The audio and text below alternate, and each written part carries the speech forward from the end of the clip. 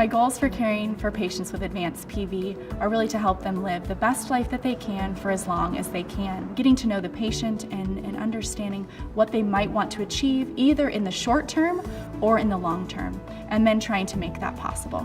So perhaps that is being able to walk around the block. Perhaps that is being able to go to a family function and stand the whole time. Really thinking of the patient as a whole person, not only as a patient with a medical condition, but also a patient who has goals for their own life, and helping to view the patients in this way helps you to treat them in a more comprehensive fashion.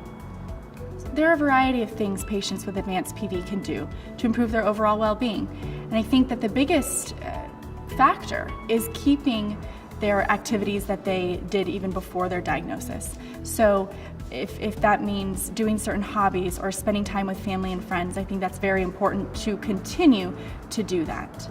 Additionally, exercise is very critical, and I encourage all of my patients to do some form of exercise at whichever level they are able to do this.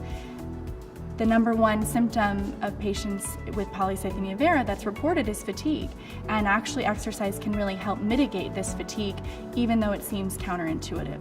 So patients with advanced PV are always looking for information. They always want to know how they can perhaps make their situation better. They want to gain knowledge to be an active participant in their care.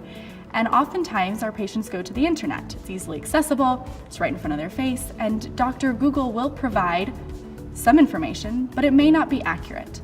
And so there are a variety of resources that I tend to use for my patients where I know they're going to get validated, good information that is accurate. And so some of these would be Patient Power, Voices of MPN, MPN Research Foundation. All of these offer comprehensive information for patients to go and gain knowledge about their disease. It also may prompt them to ask you questions when they come back to see you based on something that they read. And then that opens the door for another type of conversation with the patient. We're on this journey together, so I'm also asking them what are their goals of management and what do they want for their life. And then I can take their goals and work them into how I'm going to approach my management strategy for these patients and work so that we can both achieve our desired goals.